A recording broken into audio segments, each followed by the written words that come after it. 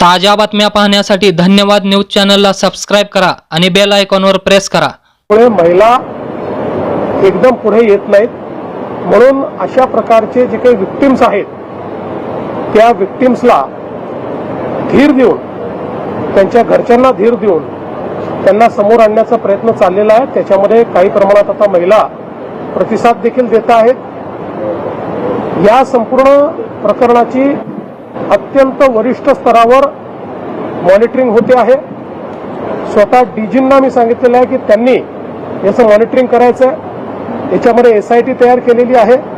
Nashik CP आणि SIT मिळून या ठिकाणी हे काम पूर्ण करता आहेत आणि मला असं वाटतं की या संदर्भात कुठल्याही परिस्थितीत कोणालाही स्पेअर केलं जाणार नाही। आता याला राजकीय रंग देण्याचा काही प्रयत्न चाललेला आहे। कोणाजवळ काही पुरावा असेल तर त्यांनी तो निश्चित आणून द्यावा, त्याच्यावरही कारवाई होईल। पण विनाकारण प्रत्येक गोष्टीला केवळ राजकीय रंग।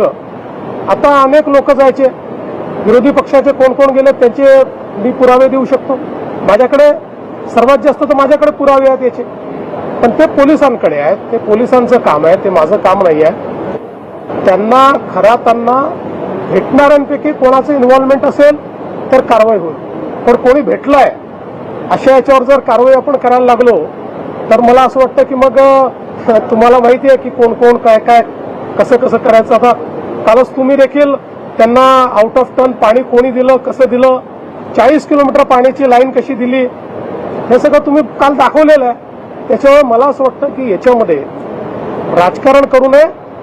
हा महिलांच्या डिग्निटीचा प्रश्न आहे। अशा प्रकारे आपल्या तथाकथित शक्तींचा उपयोग करून महिलांना भरीस पाडणं यापेक्षा वाईट गुन्हा असू शकत नाही।